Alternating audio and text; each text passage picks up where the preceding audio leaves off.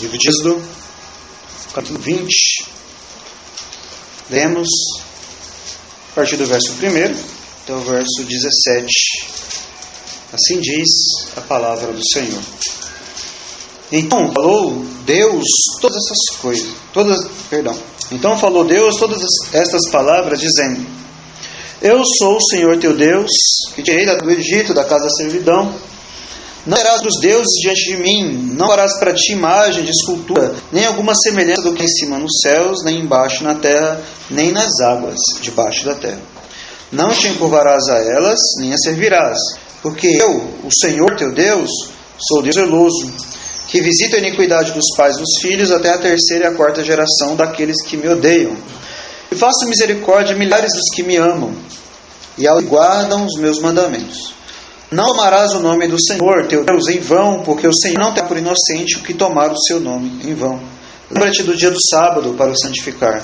6 dias trabalharás e farás toda a tua obra, mas o 7º dia é o sábado do Senhor teu Deus. Não farás nenhuma obra, nem tu, nem teu filho, nem tua filha, nem o teu servo, nem a tua serva, nem o teu animal, nem o teu estrangeiro, que está dentro das portas. Nesses dias fez o Senhor os céus e a terra, o mar e tudo que neles há. Ao 7º dia descansou. Portanto, abençoou o Senhor o dia do sábado e o santificou. Honra a teu pai e tua mãe, para que se prolongue os teus dias na terra, que o Senhor teu Deus te dá. Não matarás, não adulterarás, não furtarás, não dirás falso testemunho contra o teu próximo. Não cobiçarás a casa do teu próximo, não cobiçarás a mulher do teu próximo, nem o seu servo, nem a sua serva, nem o seu boi, nem o seu jumento, nem coisa alguma do teu próximo. Amém. Oremos ao Senhor mais uma vez. Senhor nosso Deus e nosso Pai, ó Deus, estamos diante de Ti, diante da Tua palavra, Senhor. Essa palavra que foi soprada, inspirada por Ti, Deus, pelo Teu Espírito, moveu homens, ó Deus, para escrevê-la, Senhor. É a Tua palavra, Senhor. Como diz o Teu servo do passado, a mesma reverência temos para contigo. Contigo devemos ter também para a Tua palavra. Porque, ó Deus, é a Tua palavra, Sagradas Escrituras. E, ó Deus, nós queremos Te pedir neste momento que o Senhor se compadeça de nós, ó Deus. Que o Senhor tenha misericórdia de nossas vidas, perdoe, ó Deus, os nossos pecados, ó Deus, e fortalece-nos, ó Deus, e abençoa-nos no nome de Cristo Jesus. Queremos Te pedir, ó Deus, a direção do Teu Espírito, Senhor. Ó Deus, pedimos que o Senhor envie o Teu Espírito sobre a Tua igreja, para que ilumine, Senhor, os nossos corações, as nossas mentes, e transforme, ó Deus, as nossas vidas pela aplicação poderosa da Tua palavra em nossos corações, ó Deus, em nossas vidas. Sim, ó Deus, tira de nosso meio todo intelectualismo, toda frieza, ó Deus, tudo aquilo que não é do Teu agrado, toda a ortodoxia morta, Senhor, e concede-nos vida no Espírito, Senhor. Concede-nos, ó Deus, aquela manifestação de poder, Senhor, e tira do nosso meio toda sabedoria humana, Senhor. Ó Deus, a Tua palavra diz que nós seremos guiados por Ti. Os filhos de Deus são guiados por Deus. Então é isso que desejamos, ó Deus. Que o Senhor guie a nossa compreensão, o nosso entendimento, Deus. Fale as nossas vidas, os nossos corações. Que o Senhor transforme, ó Deus, o nosso ser. Que o Senhor nos ajude. Que o Senhor nos abençoe. Que o Senhor possa nos fortalecer grandemente, ó Deus, em Cristo Jesus. A Tua palavra diz: fortalecei-vos no Senhor e na força do Seu poder. E é isso que anelamos, ó Deus, desejamos. Portanto, Te pedimos, ó Deus, ó Espírito de Deus, opera poderosamente em nossas vidas. Senhor, essa é a Tua igreja, essa é a Tua congregação, é o Teu povo, Senhor. O Senhor nos criaste, nos formaste. Em Cristo Jesus, nos fizeste novas criaturas. Aí a Tua obra, ó Deus, não é nossa, Senhor, não é de nós mesmos, não é das nossas próprias cabeças, Senhor, mas é a Tua obra, Senhor. Portanto, ó Deus, abençoa-nos, ó Deus. Testifica, Senhor, nossos corações com o Teu Santo Espírito que nós somos Teus, pela Tua palavra, Senhor. Ó Deus, dirige-nos, nós Te pedimos, ajuda-nos, em Cristo Jesus, para que em tudo, ó Deus, o Senhor seja engrandecido. Amém.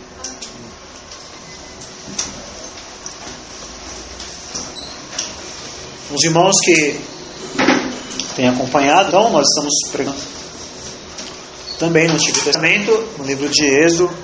Chegamos ao capítulo 20, já faz um tempo. Nós falamos já sobre o prefácio, a introdução do Decálogo aos 10 Mandamentos. E nós falamos já em 3 sermões anteriores sobre o primeiro mandamento: não terás outros deuses diante de mim. Então falamos sobre o significado deste mandamento, o que ele exige de nós, também os pecados que ele condena, que ele proíbe em nossas vidas. Da última vez falamos então dos deuses que as pessoas levantam em seus próprios corações, outros deuses. Então qualquer coisa que domine seus pensamentos, afeições, é o seu Deus. Como disse o apóstolo, alguns cujo Deus é o próprio ventre. Ou para alguns o seu Deus pode ser o dinheiro. E hoje são disponíveis aí muitos outros deuses, e muitas pessoas têm aderido a estes deuses. Mas queremos que nós, em nossos corações, nossas mentes, nossas afeições, devemos adoração unicamente ao Deus das Escrituras, ao Deus único e verdadeiro. Então, da outra vez falamos sobre isso, sobre examinar os nossos corações para ver se há outros deuses dominando então em nossas vidas. Agora nós começaremos a falar então sobre o segundo mandamento. Vou ler então aqui apenas o segundo mandamento. Verso 4, 5 e 6. Diz assim: não farás para ti imagem de escultura, nem alguma semelhança do que há em cima nos céus, nem embaixo na terra, nem nas águas debaixo da terra. Não te curvarás a elas, nem as servirás.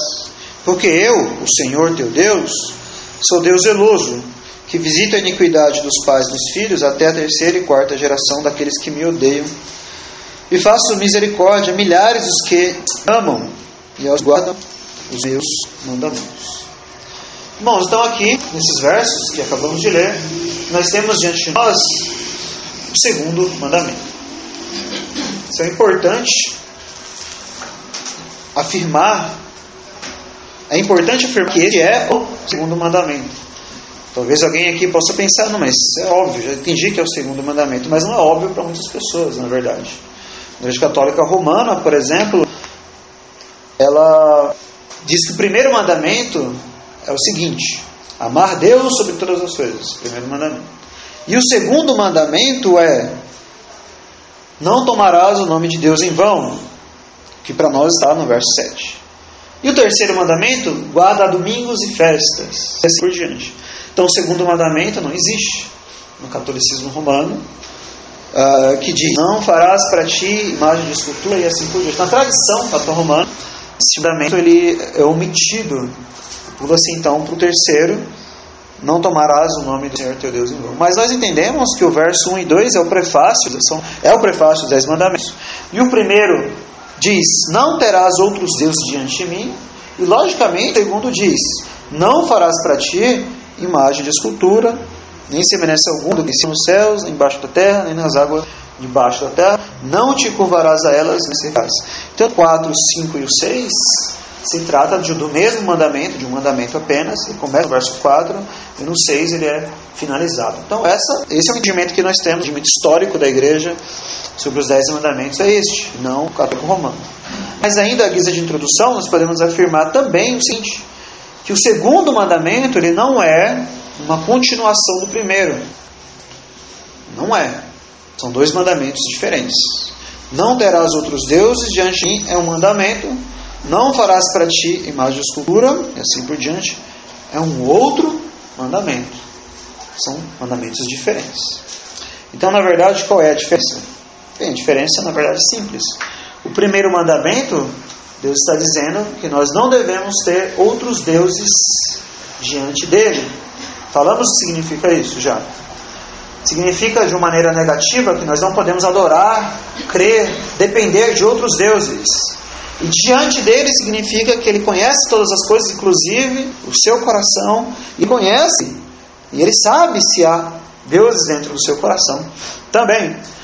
Mas de uma maneira positiva, quando ele diz: não terás outros deuses diante de mim, significa: tenha o único e verdadeiro Deus como o seu Deus. Então o ateísmo é pecado. E é condenado neste mandamento. Mas o segundo mandamento não trata disso agora. Não trata de adorar outro Deus, mas trata-se de culto a Deus. O primeiro mandamento diz que nós temos que ter o único Deus verdadeiro como nosso Deus. E o segundo mandamento fala de como nós não devemos adorar esse verdadeiro Deus e como nós devemos adorar o verdadeiro Deus. Então, para ficar bem claro, eu vou repetir. O primeiro mandamento diz que nós temos que ter o único Deus verdadeiro como nosso Deus e não devemos ter outros deuses. Mas uma vez que você obedece este mandamento, você tem agora na sua vida o único e verdadeiro Deus. Agora, no segundo mandamento, você não deve adorar o verdadeiro Deus de maneira errada. Essa é a questão. O segundo mandamento ensina isso. Que o culto a Deus deve ser conforme a sua palavra, não conforme as nossas imaginações ou sugestões de Satanás, como afirma a Confissão de Fé de Westminster, por exemplo. Então aqui o segundo mandamento ele se trata então do culto a Deus. Do culto ao verdadeiro Deus. Então, em primeiro lugar, é isso que nós vemos aqui. É uma implicação aqui para nós. E a implicação é a seguinte: existe um falso culto a Deus e existe um verdadeiro culto a Deus. Então não existe a ideia de que as pessoas pensam hoje que você pode se aproximar de Deus, uma vez que você tenta obedecer o primeiro mandamento. Você não deve chegar diante de Deus para adorá-lo, adorar o verdadeiro Deus, de acordo com as suas próprias ideias, ou de acordo com suas próprias imaginações, ou gestões, ou sugestões de Satanás, como diz a confissão. Você não pode, então, chegar diante de Deus e adorá-lo como você quer, dentro dos próprios termos, dentro das suas próprias ideias, mas sim de acordo com o que Deus ordena na palavra de Deus. Então é disso que trata o segundo mandamento. O segundo mandamento diz que há um falso culto e um verdadeiro culto ao verdadeiro Deus. Então o pecado de idolatria não é apenas nós adorarmos outros deuses, mas também na Escritura é condenado a ação ou o ato de tentar adorar o verdadeiro Deus também de maneira errada, que também é chamada de idolatria, pecado. Então você não pode trazer as suas ideias para adorar o verdadeiro Deus. Você tem que se submeter a Deus. Então Cristo, no Novo Testamento, nos fala disso em Marcos capítulo 7. Eu lerei aqui os versos 6 e 7. Marcos capítulo 7. Verso 6 e 7. Cristo diz assim a respeito então dos fariseus e a tradição deles. Verso 6. E ele, respondendo, disse-lhes: bem profetizou Isaías acerca de vós, hipócritas, como está escrito: este povo honra-me com os lábios, mas o seu coração está longe de mim. Em vão, porém, me honram, ou como diz a tradução, me adoram, ensinando doutrinas que são mandamentos de homens. Então aí tem dois problemas com a adoração deles, então com o culto deles, com o serviço que eles prestavam a Deus, esses homens. Eles honravam a Deus só com os lábios, o coração estava longe de Deus, mas além disso, faziam isso com mandamentos e doutrinas de homens, não conforme a palavra de Deus. Então este culto não serve para Deus. Deus não aceita então este culto.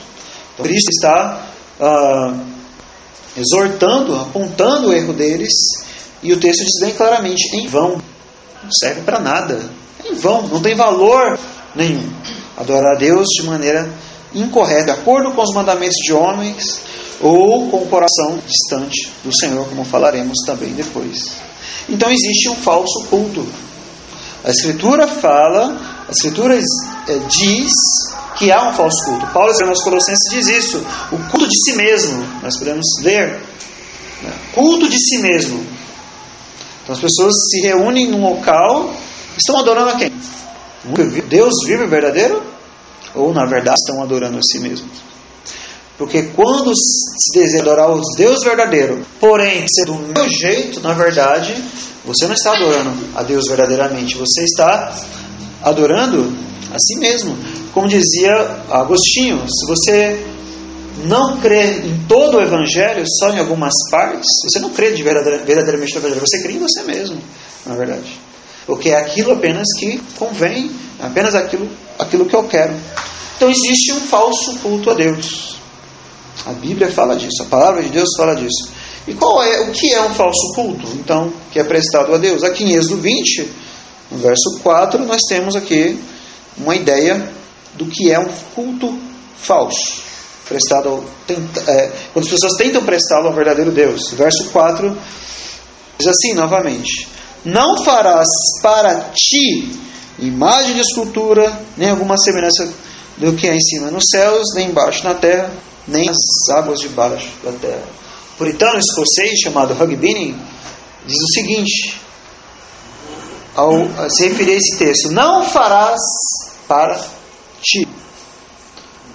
E aí continua, imagens e assim por diante. Ou seja, o que Deus está dizendo para eles é o seguinte: não farás o culto para você, não farás para ti, não farás de acordo com as ideias da sua cabeça, ou conforme você quer, conforme você desejar.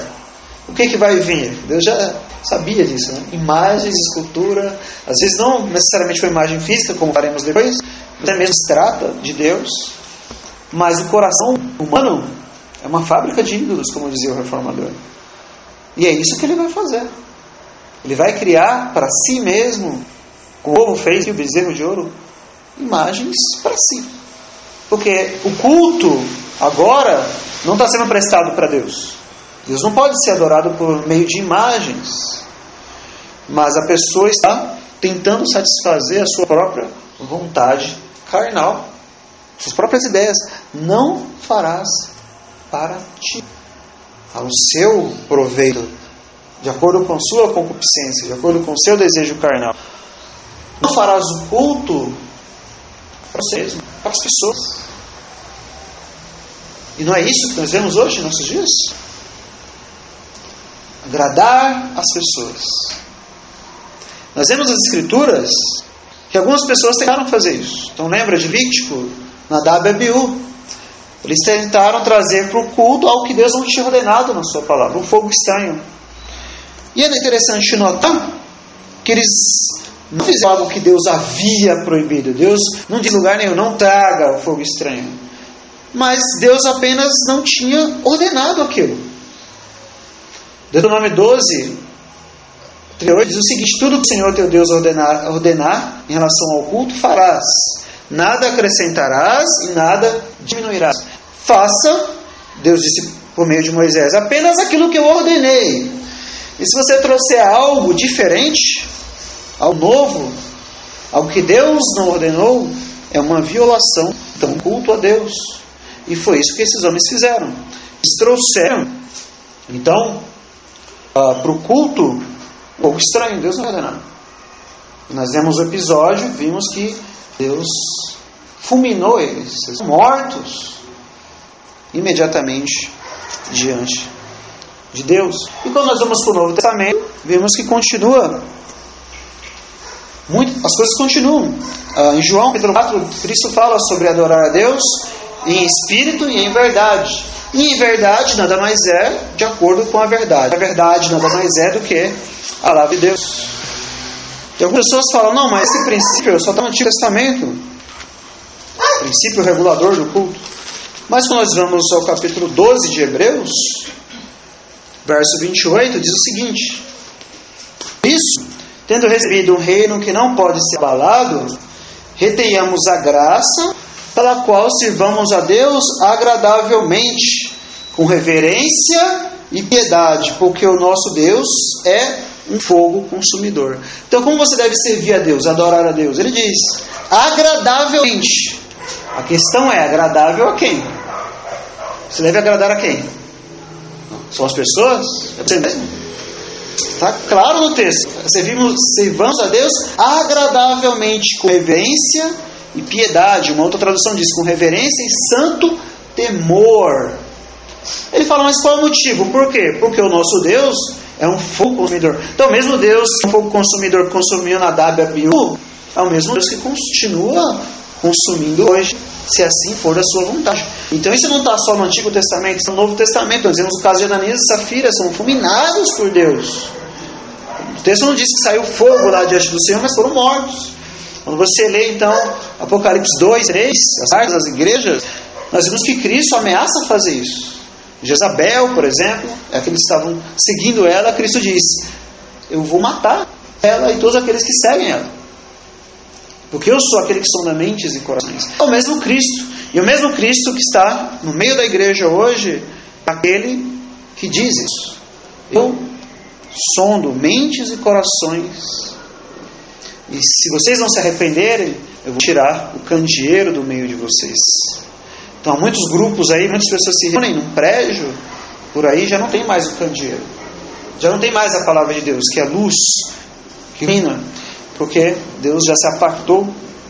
E Icabode pode ser escrito na porta dessas igrejas. Foi-se a glória de Deus. O juízo de Deus. Um dos maiores juízos de Deus que Deus pode fazer e está fazendo hoje é tirar do meio do povo a sua palavra. E em vez de mandar um pregador que pregue genuinamente a palavra, ele vai mandar um falso profeta, para que aquelas pessoas sejam enganadas, creiam na mentira e depois serão condenadas no juízo de Deus, porque jamais deram crédito à verdade. Antes se deleitaram nas mentiras. É isso que ensina a palavra de Deus. Então o mesmo Deus permanece hoje. Então o falso culto condenado por Deus, a principal característica dele é quando ele é feito para agradar homens, agradar o diabo, Satanás, e não a Deus. E não a Deus. Não farás para ti. Quantas pessoas entendem completamente errado isso nos nossos dias? Puxa, vamos fazer tantas coisas interessantes para atrair as pessoas. Precisamos atrair os jovens, precisamos atrair aquele grupo específico de pessoas. Então, vamos fazer isso, ou aquilo, outro no culto, para que a igreja cresça, encha de pessoas. Então, como eu já disse essa vez para os irmãos, eles estão querendo propor uma adoração carnal, para pessoas carnais adorarem a Deus carnalmente. É carnal. É o desejo de agradar os homens, as pessoas. Paulo disse, se eu for agradar algum homem, eu não serei servo de Cristo. Não servo de Cristo. Então existe um desejo, então uma vontade de querer agradar as pessoas. Não farás para ti. Eu quero fazer para mim e para os outros. Muitos hoje estão vendendo essa ideia, mas não Deus verdadeiramente. Não para Deus. Recentemente eu vi alguém debatendo na internet sobre o Natal, pastor, numa determinada igreja, dizendo que era a favor do Natal, e o outro dizendo que era contra, assassinado na igreja. Aí o que é a favor disse assim, é verdade, tudo que você disse aí é verdade, realmente tem morte pagã, realmente não está na Bíblia, dia 25 não está na Bíblia, tem nada disso na Bíblia, é verdade.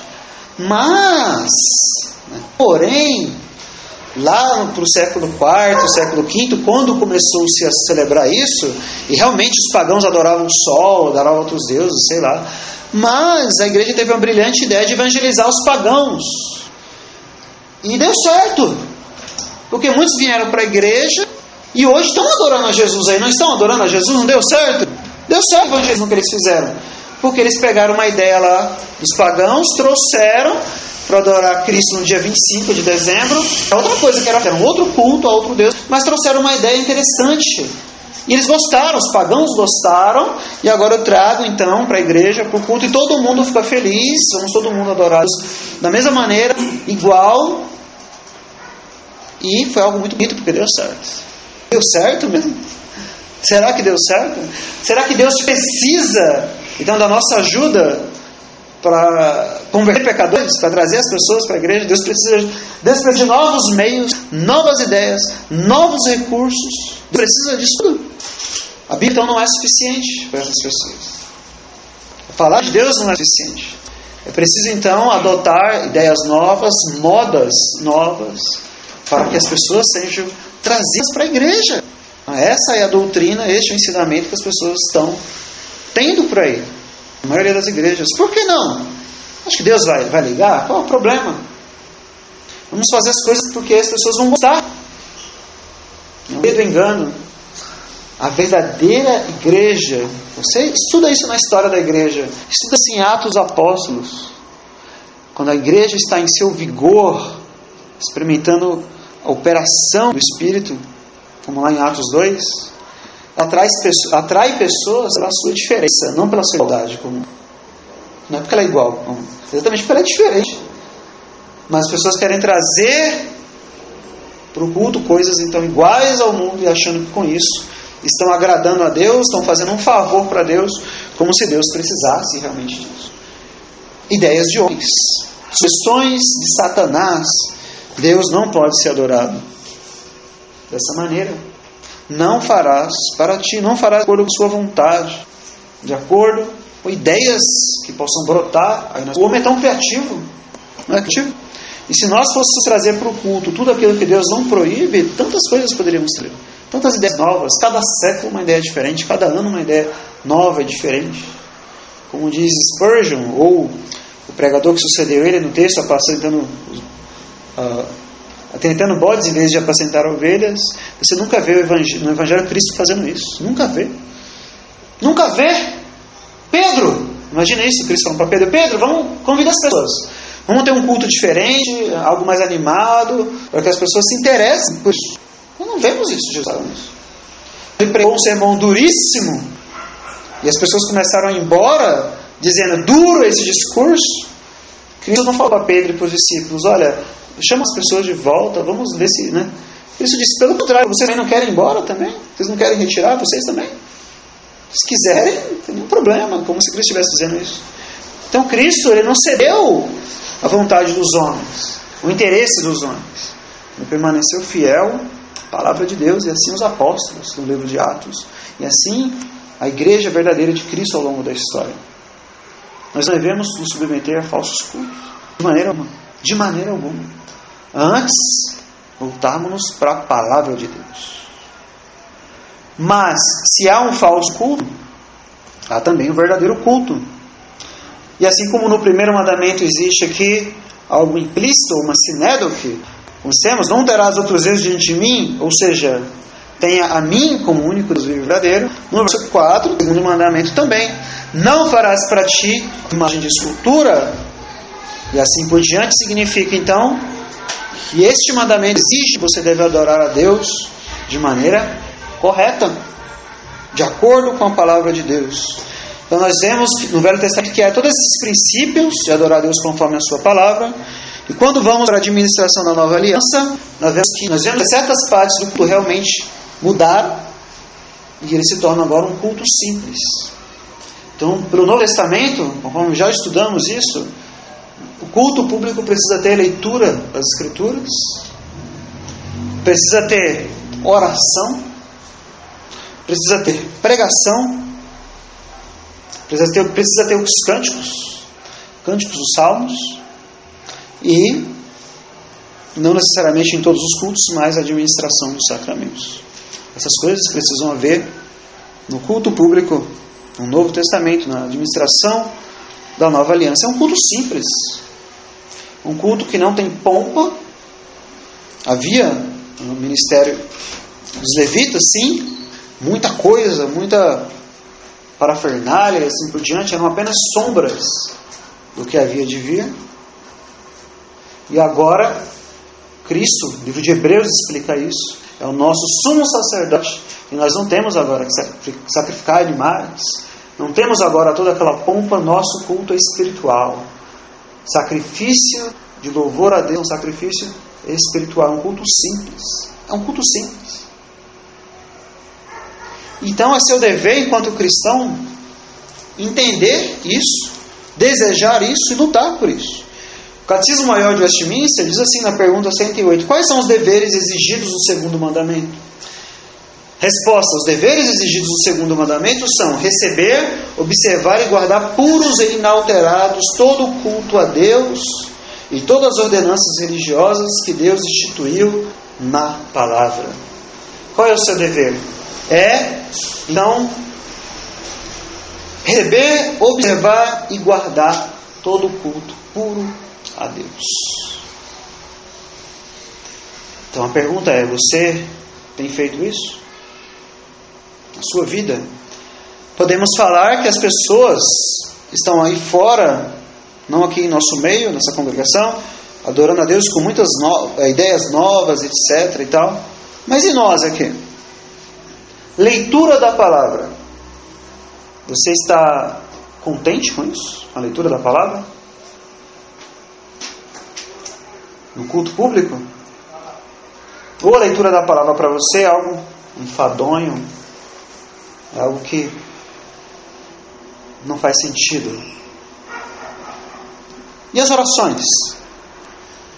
Você está contente, satisfeito com isso? Com as orações?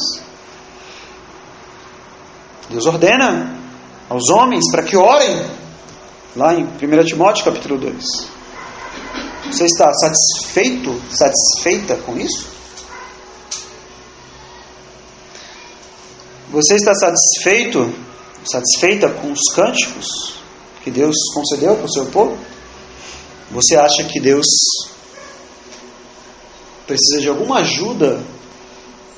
Porque Deus não sabe todas as coisas, Deus não é perfeito, então ele fez algo que uma obra, ele inspirou um livro de salmos, as pessoas não entendem isso. E as pessoas reconhecem que realmente são significa cântico, e reconhecem que eles têm que ser cantados na igreja, porém eles estão em alguns problemas, então eles precisam ser aperfeiçoados por nós, pecadores, sem inspiração do Espírito Santo. Nós precisamos fazer isso. Nós, pecadores, podemos então melhorar aquilo que Deus deu para a igreja. Você está satisfeito? Você está satisfeita com os cânticos que Deus deu para a igreja? Com a pregação da palavra? Você está satisfeito, satisfeita com isso? Resumindo, Deus ordena um culto simples para o seu povo no Novo Testamento, e o nosso desejo carnal são de coisas, de acordo com o nosso pecado, coisas humanas, mas o servo de Deus, a serva de Deus, aquele que foi regenerado, chamado para o Evangelho, deve submeter-se ao Deus, ao senhorio de Cristo, inclusive na igreja. E a pergunta é: você está contente, satisfeito com o culto que Deus ordena em sua palavra? Ou você acha que nós precisamos de mais? Você acha que Deus não concedeu todas as coisas? Você acha que Deus precisa de nossa ajuda para querer que nós o cultuemos melhor que Cristo, até os apóstolos? Precisamos de novidades? Mas veja, por um lado, você precisa rejeitar as novidades, sim, é verdade, mas não vai ficar neutro. Por outro lado, você precisa estar satisfeito, contente com as ordenanças de Cristo. A Bíblia diz, por exemplo, cantai salmos, hinos e cânticos espirituais com graça no coração. Então não é meramente cantar, mas existe lá dentro uma gratidão a Deus, com graça no coração. Existe algo, um sentimento por Deus ali dentro, um anseio de buscar a Deus, estar com Deus. Então medite nisso, reflita sobre isso. Você está satisfeito com o culto que Deus concedeu para o seu povo? Você tem tido alegria e prazer neste culto simples?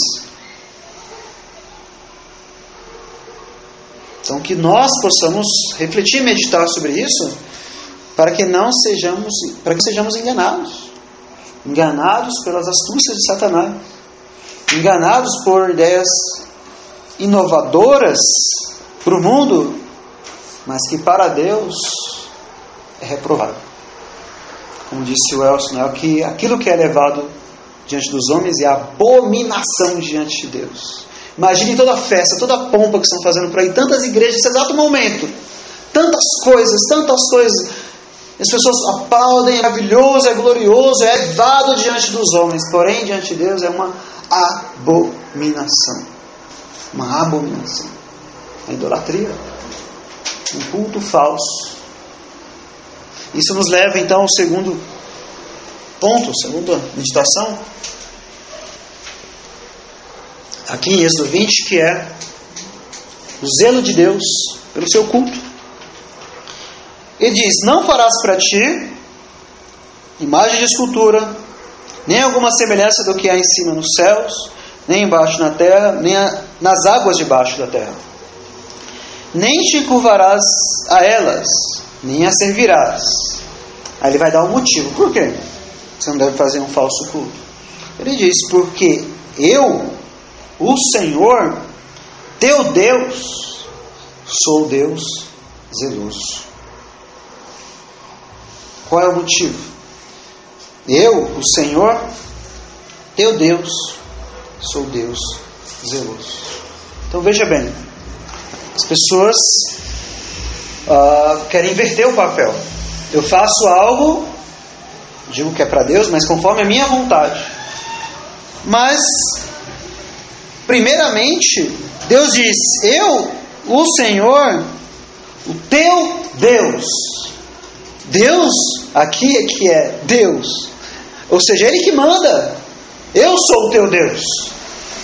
Não é o contrário. Não é você que dita para Deus as regras. Ele diz: não, eu, o Senhor, o teu Deus. Eu sou o teu Deus. Está implícito aí. É Deus quem ordena. É Deus que diz como será, como deverá ser feito. E aí nós lemos aqui no Antigo Testamento as instruções que Deus dá para Moisés são específicas. Específicas. Em tudo o que era para ser feito no culto do Antigo Testamento. Mas ele não apenas diz isso.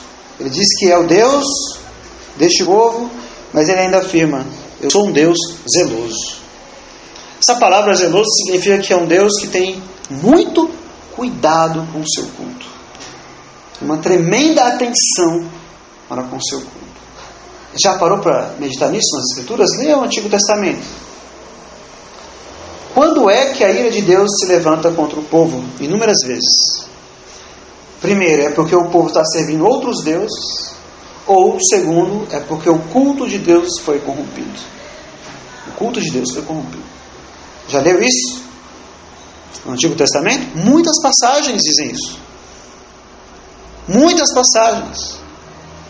Por quê? Porque Deus, Ele é zeloso com o seu culto. Ele é zeloso. Por exemplo, no Salmo 87, verso 2, verso 1 e 2, diz assim. Salmo 87, verso 1 e 2. O seu fundamento está nos montes santos. O Senhor ama as portas de Sião mais do que todas as habitações de Jacó. Então as habitações de Jacó eram onde as pessoas habitavam, nas tendas. Os filhos de Jacó, como Abraão, habitavam em tendas. Mas as portas de Sião eram onde o povo se reunia para cultuar a Deus. Então o salmista está dizendo que Deus tem mais prazer, Ele ama mais o povo de Deus quando ele se reúne no culto público para cultuá-lo, do que em privado, mais do que as habitações de Jacó, mais do que em casa lá.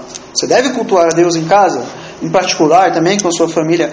Mas as portas de Sião, a amada Jerusalém, o seu fundamento está nos montes santos, ou seja, a cidade de Deus, as portas de Sião. O salmista diz: Deus ama mais. Deus tem o maior prazer no ajuntamento do seu povo, o culto público coletivo que é prestado a Deus. Portanto, não farás este culto conforme você quer, conforme a sua imaginação. Por quê? Porque eu, o Senhor teu Deus, sou Deus zeloso. Então Deus tem uma atenção muito especial para com o seu culto. E a sua ira acende contra o seu povo diversas vezes nas Escrituras quando o seu culto ele é violado. Muitas passagens. Veja, por exemplo, Isaías. O profeta Isaías,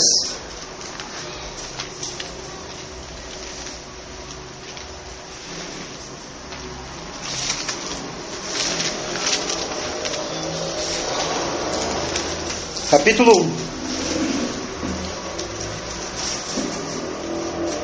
Diz assim, verso 10.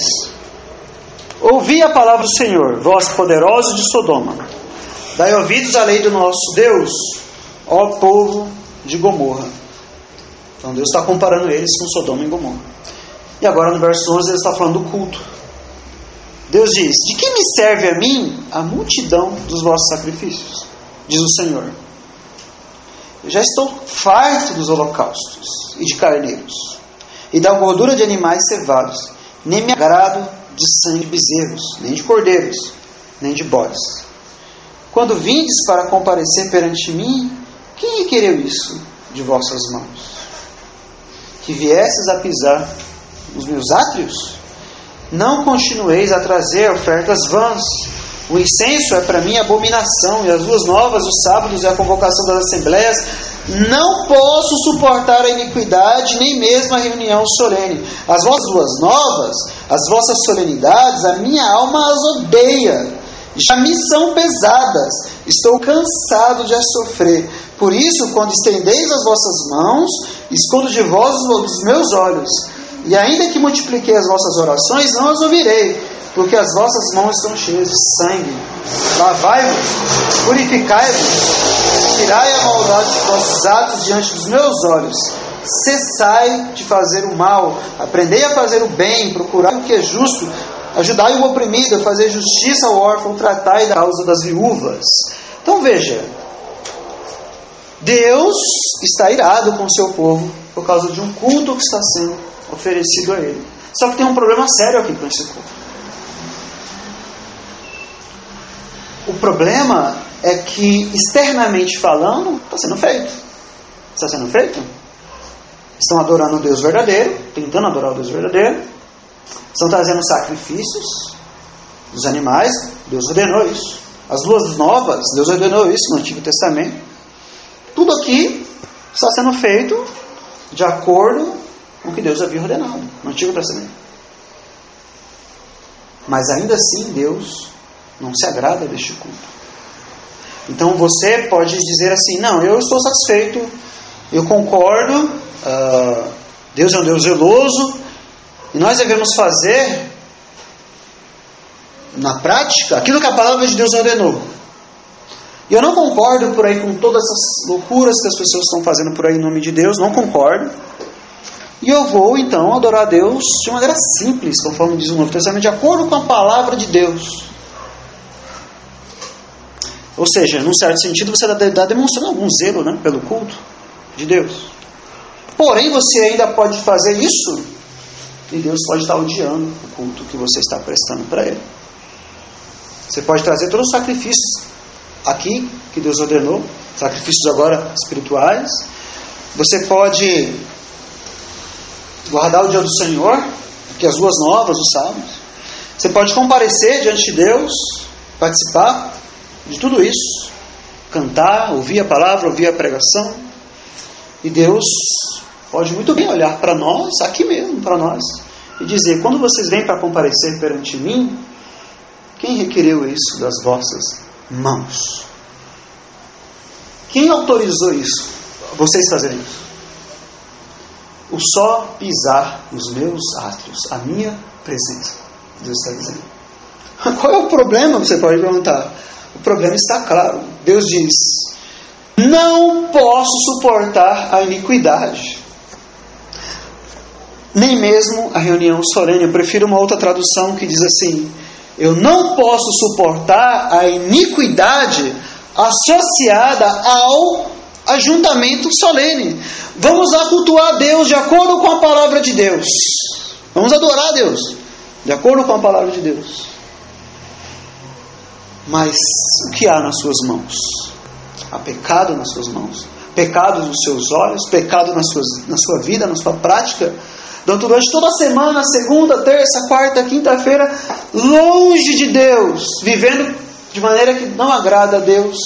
E agora, no domingo, todo mundo bonitinho, arrumadinho, vamos para a igreja cultuar a Deus. E Deus pode sim dizer: eu odeio a reunião de vocês. Eu odeio. Isso também não é o culto que Deus deseja, que Deus ordenou. Está aqui, Isaías capítulo 1. Quando vocês vêm comparecer perante mim, quem requereu isso das vossas mãos? Que viesses a pisar os meus átrios. Não é um culto que agrada a Deus. Você pode estar externamente, de maneira externa, fazendo o que é correto, mas ainda assim Deus diz: eu não aceito isso, eu não concordo com isso. Você pode estar achando que está fazendo o correto, e isso deve ser feito mesmo, mas lá, no seu coração e a sua vida em particular, Deus conhece o seu coração, sua mente, mas todas as coisas. E você tem pecado diante de Deus. Eu me refiro aqui, todos pecamos, é claro, mas o pecado deliberado, onde não há tristeza, onde não há arrependimento. Este culto também não agrada a Deus. Não adianta você disser que condena o falso culto, mas você também não está adorando a Deus verdadeiramente. Deus não exige neutralidade. Deus exige que você abandone o falso culto e adore corretamente. E adorar corretamente diz respeito tanto à prática quanto ao que há lá dentro, ou o que há na sua prática de vida durante a semana também. É por isso que Deus está rejeitando o culto dessas pessoas. Essas pessoas estão com as mãos cheias de sangue, as mãos cheias de pecado. E agora eu vou querer misturar, o culto solene a Deus com o meu pecado. Pecado não confessado, não arrependido, não me arrependi desse pecado. E achando que Deus pode então aceitar. Deus é santo, Ele não aceita culto a Deus. Esse tipo de culto que as pessoas tentam prestar a Deus. Nós vamos também no profeta Malaquias, nós vemos uma situação parecida.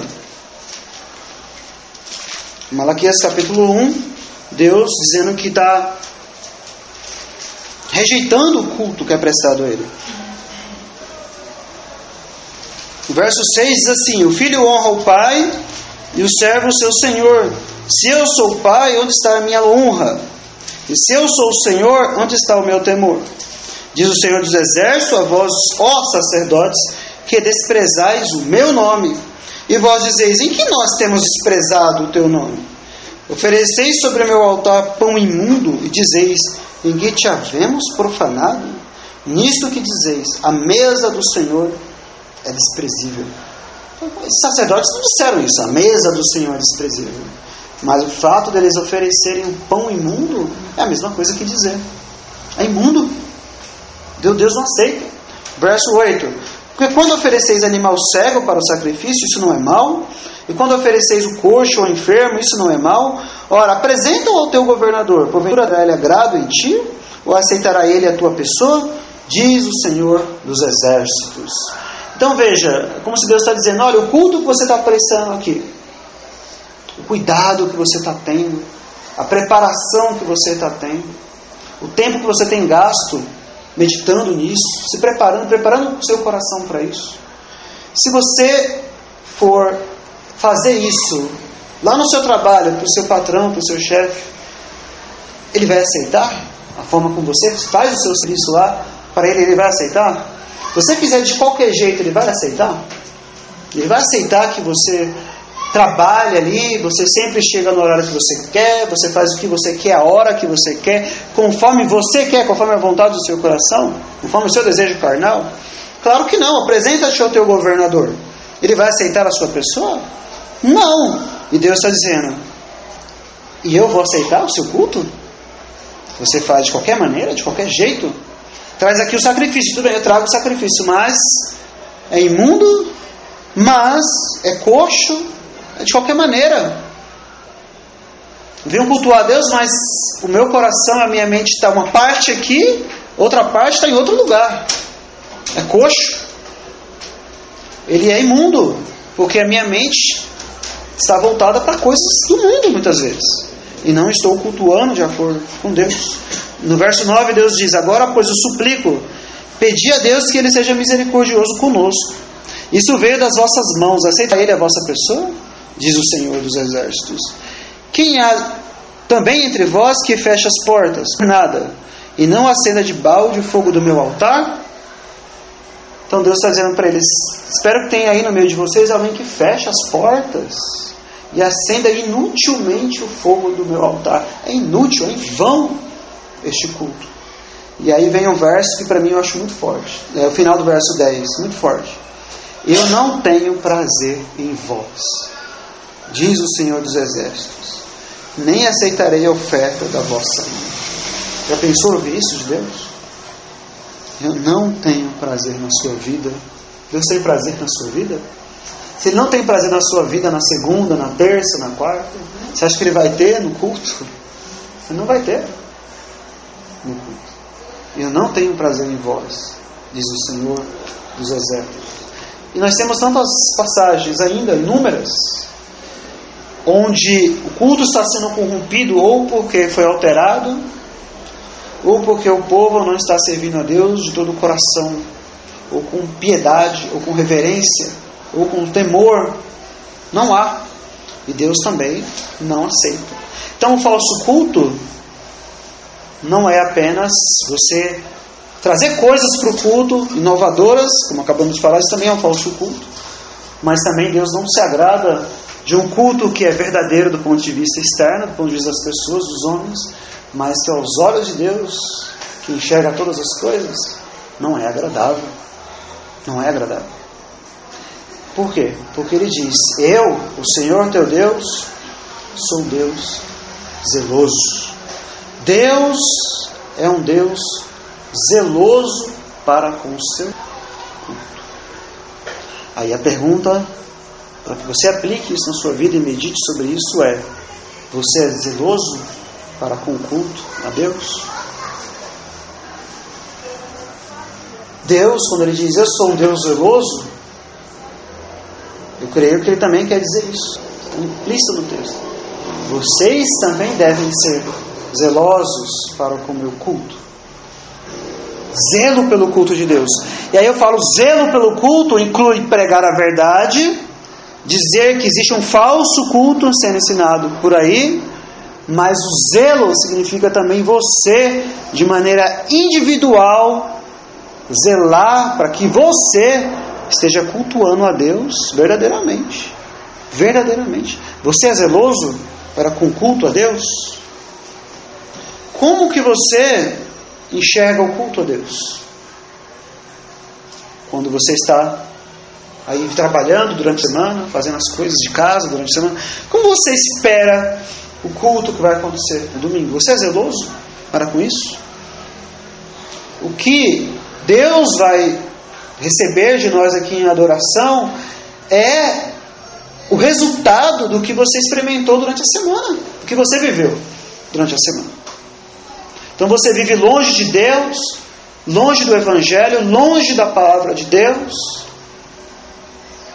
Você chega então na casa de Deus de qualquer jeito, na presença de Deus de qualquer maneira, achando que Deus é obrigado a aceitar o seu culto. E Deus pode muito bem olhar para você e dizer: eu não tenho prazer na sua vida, nem aceitarei isso da sua mão. Aí talvez alguém faça uma seguinte objeção: então eu devo ficar em casa? Então eu devo ficar em casa, porque eu realmente pequei mesmo durante a semana, fiz coisas erradas, devo ficar em casa? Não, não deve ficar em casa. Por que não? Porque você deve vir, ainda que você tenha pecado, mas vir com o coração quebrantado diante de Deus, confessando os seus pecados. Isaías não termina aqui. Deus exortando o povo, dizendo: aprendei a fazer o bem, suas mãos estão cheias de sangue. No verso 18 ele diz: vinde. Então Deus não está dizendo: então fique em casa, agora não venha para o culto porque você pecou. Deus não está dizendo isso. Mas ele diz no verso 18: vinde, então argui-me, diz o Senhor. Você não deve permanecer como você está. Você ficar em casa e não querer cultuar a Deus é pior ainda. Um abismo vai chamar outro abismo, você vai pecar ainda mais contra Deus. E Deus diz, não, vinde então, aguime, diz o Senhor, ainda que os vossos pecados sejam como a escarlata, eles se tornarão brancos como a neve. Ainda que eles sejam como o carmesim, se tornarão como a branca lã. Por quê? Porque Deus ofereceu um sacrifício, Cristo. E por meio dele agora você pode, por meio de Cristo, oferecer a Deus um sacrifício agradável. Por meio de Cristo oferecer um sacrifício agradável a Deus. Vinde! Qual é o seu pecado? Você cometeu aí durante a semana. Tive pensamentos vis. Tive pensamentos blasfemos acerca de Deus. Deixei que pensamentos maus alojassem a minha mente. Ou pequei com os meus olhos, pequei com as minhas mãos, com os meus pés, com todo o meu corpo. Cristo foi entregue também por inteiro por você. Você pecou com todo o seu corpo, mas Cristo foi entregue por inteiro também por você. O corpo dele inteiro foi entregue por você, para destruir o pecado na sua vida. Ele diz então, vinde, aguime, venha. Qual é o seu pecado? Não existe um pecado que o sangue de Cristo possa limpar, possa purificar. E há uma ordem. Se confessarmos a Ele os nossos pecados, Ele é fiel e justo para nos perdoar. Ele é justo porque já foram pagos na cruz. Então, se você acha que você deve ficar em casa, é uma mentira do diabo. Claro que pode existir outras situações que podem impedir você vir ao culto, Deus pode fazer outras coisas. Eu não estou falando desses momentos, não estou falando de exceções. Eu estou falando quando você tem a oportunidade mesmo de vir, mas o diabo diz, não venha. Olha, você pecou tanto durante a semana, você acha que Deus vai te aceitar? Não? Deus é santo. E é verdade o que Ele está dizendo. Mas Ele não fala toda a verdade. Não fala que esse Deus santo concedeu uma propiciação pelos seus pecados. Essa parte Ele não vai falar. Ele não vai colocar para você. Então não creia nisso. É uma mentira. Creia em Cristo. Creia no Evangelho. Arrependei-vos dos vossos pecados e creia em Cristo Jesus. Vinde, Deus diz. Arguime, diz o Senhor. É uma ordem de Deus. Para o seu povo aqui, no tempo de Isaías, para o seu povo em todas as épocas, eu creio. Venham! Seus pecados podem ser como uma escarlata. Podem ser tão vermelhos, tão sujos, como sangue, como carmesim, mas eles poderão se tornar brancos, como a lã, ou brancos como a neve, porque Cristo, o sangue de Cristo nos purifica de todo o pecado. Então, uma vez que você crê em Cristo, você pode ser aceito agora na presença de Deus, no culto a Deus. E aí também uma outra aplicação. Você tem zelo para o culto a Deus. Agora não estou falando do zelo doutrinário, e não estou falando do zelo em relação à vida de piedade, de obediência a Deus. Também, tudo isso é incluído. Mas agora, o zelo, o desejo, uma atenção, um anelo, um anseio pelo próprio Deus do culto. Pelo próprio Deus, pela pessoa de Deus. Uma vez que seu pecado já foi perdoado em Cristo Jesus, Deus agora pode aceitar você na presença dele. Aí a pergunta é: o quanto você anela, deseja a presença de Deus?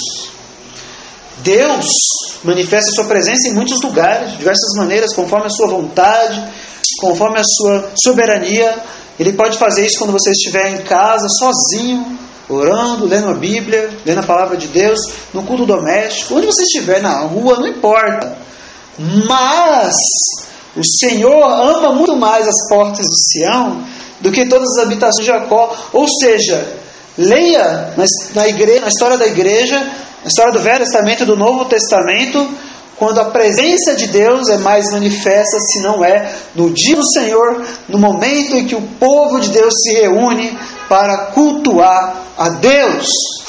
É onde Deus mais se deleita e se alegra em manifestar a sua graça e a sua presença, o seu Espírito no meio do seu povo.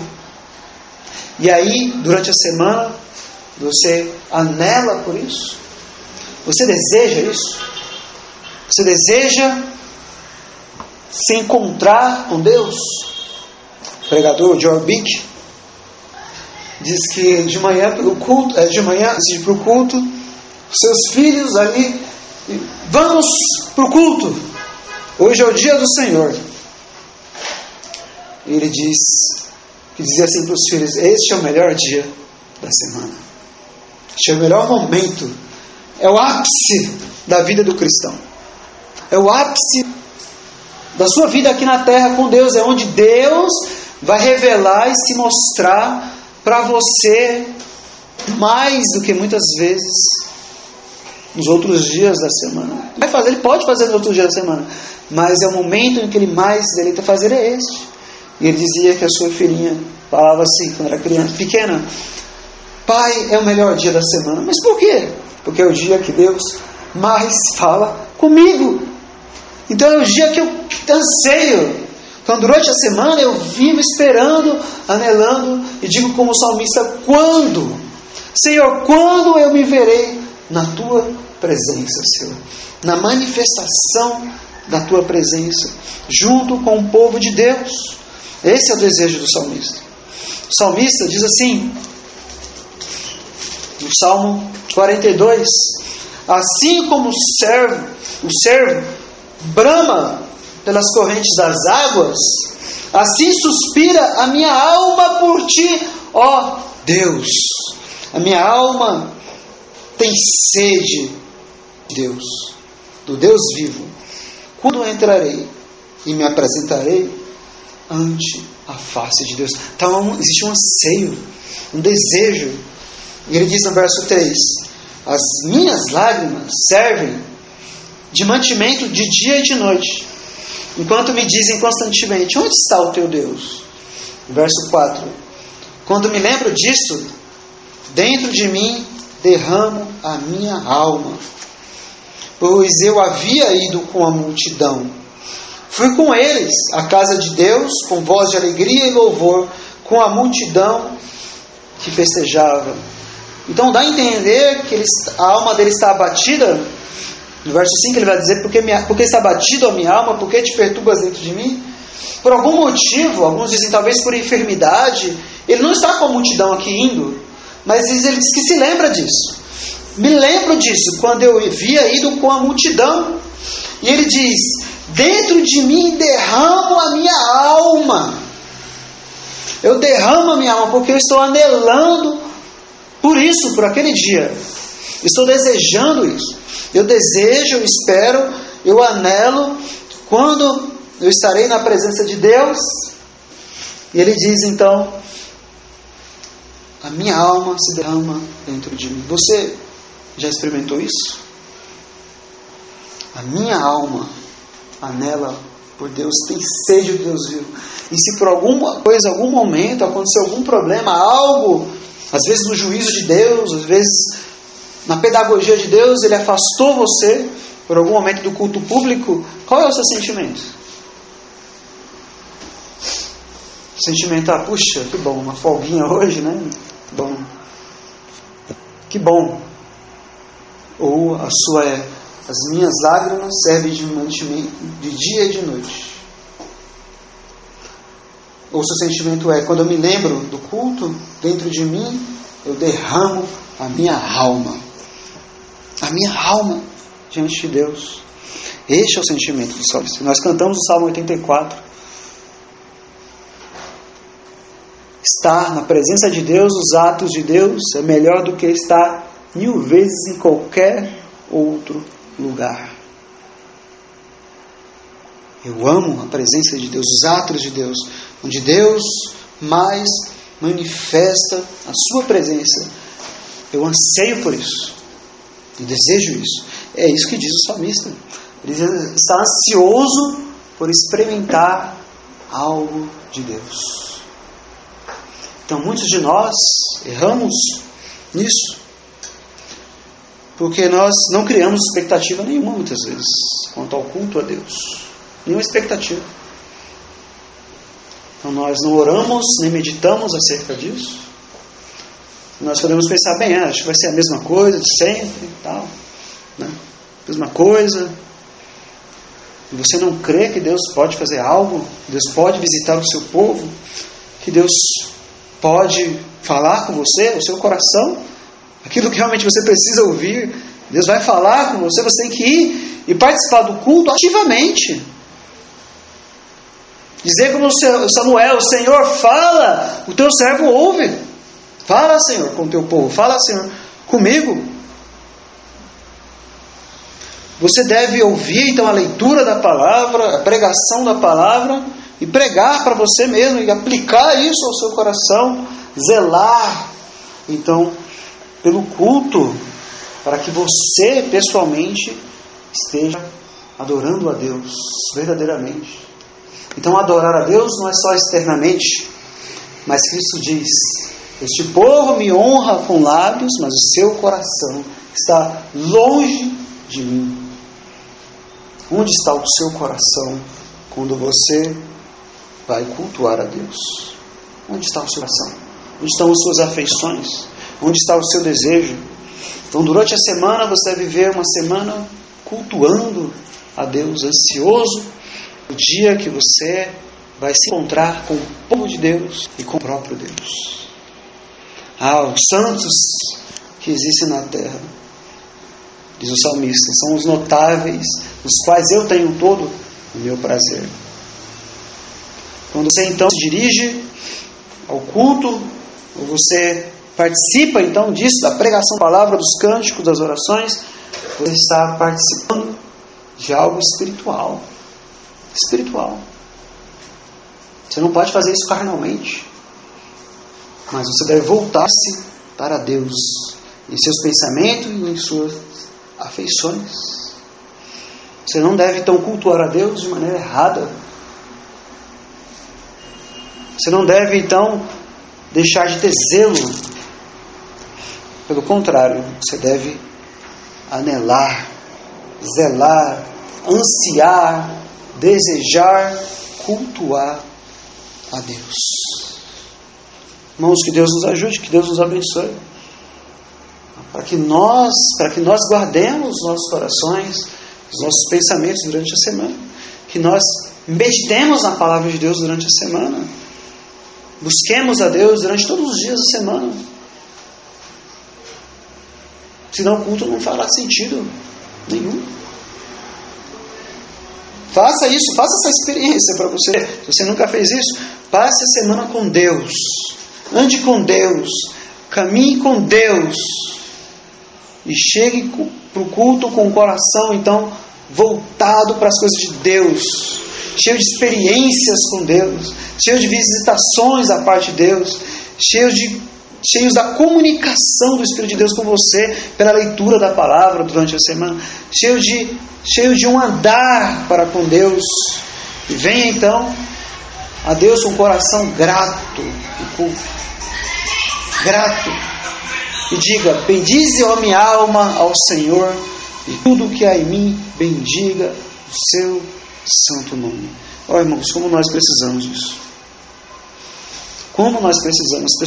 Muitas pessoas bem intencionadas por aí pensam assim, precisamos acrescentar coisas novas no culto, uma música nova, instrumentos, palmas, sei lá, para as pessoas ficarem mais alegres. Mas isso não é isso que está faltando. Isso é carnalidade. O problema é que as pessoas estão distantes e frias diante de Deus é porque elas não andam com Deus, é só por isso. Elas não vivem com Deus, não caminham com Deus, não conhecem a Deus, não conhecem a intimidade do Senhor, não conhecem. É por isso que o culto deles se torna apenas algo formal. Qualquer alegria que possa haver é apenas produzida pelo homem, não pelo Espírito de Deus. E há isso por aí, é isso que nós vemos. Que Deus nos livre disso.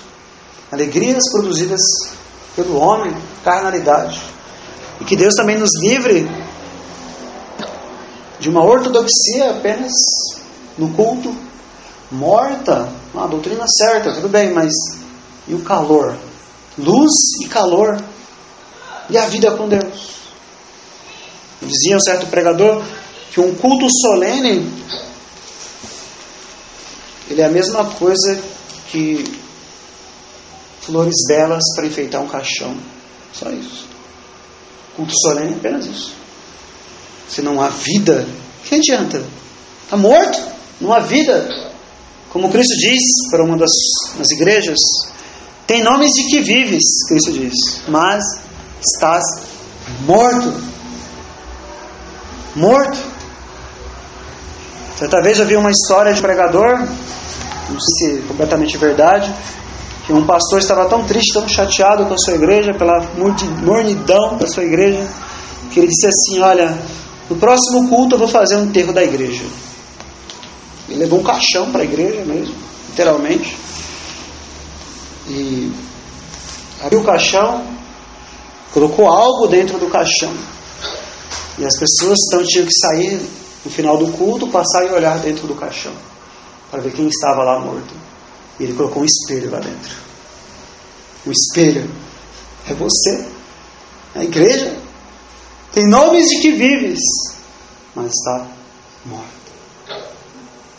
Ou seja, que Deus nos conceda então a sua bênção, que Deus nos conceda a sua graça, irmãos. Que Deus nos conceda então que Ele visite o seu povo, que nós então nos preparemos para isso cuidadosamente, que nós possamos ser zelosos para com o culto de Deus. O culto a Deus, o falso culto a Deus é condenado no segundo mandamento, e o verdadeiro culto a Deus é exigido de nós. E o verdadeiro culto a Deus envolve todas as doutrinas corretas e verdadeiras, bem como todo o nosso ser, toda a nossa mente, todas as nossas afeições, toda a nossa vontade, tudo, todo o nosso ser. Então que nós meditemos sobre isso, que Deus nos ajude, que Ele nos abençoe, para que nos conceda durante a semana um caminhar com Ele, e no dia do Senhor, no culto público, um experimentar de Deus. Um experimentar de Deus. Que Deus nos abençoe, irmãos. Amém.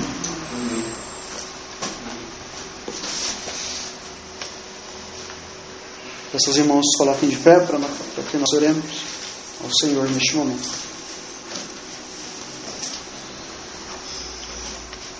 Senhor Deus, Senhor, nós nos colocamos diante de Ti, Senhor, mais uma vez, pedindo que o Senhor tenha misericórdia, Senhor, de nossas vidas, ó Deus. Misericórdia, Senhor. Somos pecadores, ó Deus. E isso, ó Deus, jamais cansaremos de dizer. Somos pecadores. E, ó Deus, Tu és um Deus santo. Santo, santo, santo é o Senhor. E é um Deus zeloso para com o culto. Um Deus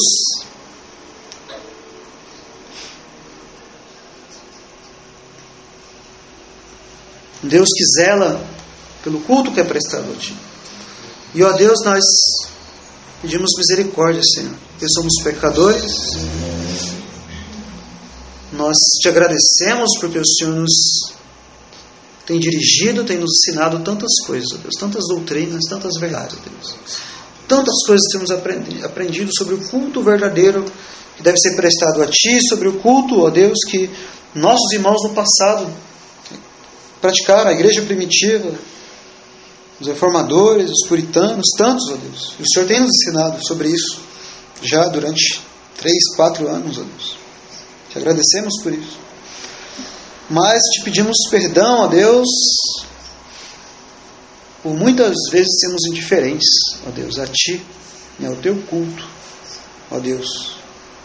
Tua palavra diz: no zelo não sejais remissos, mas fervorosos de espírito, servindo ao Senhor.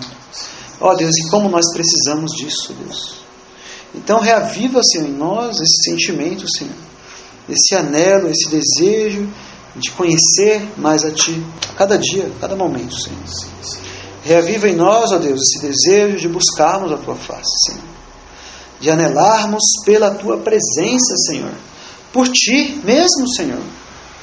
Durante, ó Deus, todos os dias de nossas vidas. E, ó Deus, ajuda-nos a criarmos uma expectativa, Senhor, para o Teu culto, Senhor. Para que oremos, ó Deus, durante a semana, para que o culto seja agradável a Ti, em primeiro lugar, mas que também seja uma bênção para nossas almas, ó Deus. Que o Senhor fale conosco, que o Senhor nos edifique, que o Senhor nos dirija, Senhor, em todas as coisas. Ajuda-nos, ó Deus, para que venhamos para o culto anelando, esperando que o Senhor vá fazer algo, Senhor, em nossas vidas. Ó Senhor, tira de nosso meio, então, toda tristeza, todo desânimo, tristeza que não é segundo Deus, todo desânimo, ó Deus, que desagrada ao Senhor. Ó Deus, tira isso, ó Deus, do nosso meio, toda mornidão, ó Deus. E ainda que tenhamos errado, que tenhamos pecado, que tenhamos cometido, ó Deus, tantas coisas, que nós possamos atender a Tua voz, ao Teu chamado, que diz: vinde. Não importa qual seja o seu pecado. Não importa. Vinde, diz o Senhor. Argui-me. Vinde, todos vós, pecadores. Vinde. O seu pecado pode ser o pior. Você pode dizer como Paulo: eu sou o principal, o pior dos pecadores. Mas ele também diz: é justamente este que Cristo veio salvar. É justamente este. E, ó Deus, então ajuda-nos a enxergar a Cristo e a prestarmos um culto a Ti por meio de Cristo Jesus, aceitos na Tua presença por meio de Cristo Jesus, para que os nossos pecados, ó Deus, sejam perdoados, sejamos purificados diante de Ti, ó Deus, diante de Ti, Senhor. E que o Senhor então nos aceite na Sua presença como agradáveis, como filhos amados, na Tua presença, na presença de Deus, nosso Pai, e que lá do nosso mais profundo interior possamos clamar: Abba, Pai. Tu és nosso Deus, Tu és o nosso Pai em Cristo Jesus. Ó Senhor, ajuda-nos. Abençoa-nos para que não falhemos, ó Deus, em enxergar a Cristo. Para que não nos esqueçamos da Tua palavra, Senhor, que diz: vinde, vinde todos, todos. Vinde a Cristo, todos. Não importa qual seja o seu pecado, vinde a Cristo. Todos vós, todos. Seus pecados já foram perdoados em Cristo Jesus. Arrependam-se e creiam em Cristo Jesus todos os dias de vossas vidas. Este é o Evangelho de Cristo Jesus. Ó Senhor, ajuda-nos, abençoa-nos, no nome do Teu amado Filho, Senhor. Abençoa cada um de nós durante a semana. Leva para casa, então, sob a Tua proteção, todos nós. E abençoa todos os irmãos que ainda nos escutam, Deus, de longe, cada um deles nessa semana, Senhor. Abençoa todos eles, todo o Teu povo, Senhor, toda a Tua igreja. Abençoa o momento de comunhão que teremos aqui, que os irmãos terão, onde estão. Concede-nos, ó Deus, nessa semana que nós andemos contigo, Senhor. Conheçamos mais a Ti. Ó Deus, abençoa-nos. Em Cristo Jesus. Amém. Irmãos, então que Deus os abençoe a todos, hoje e sempre. Amém.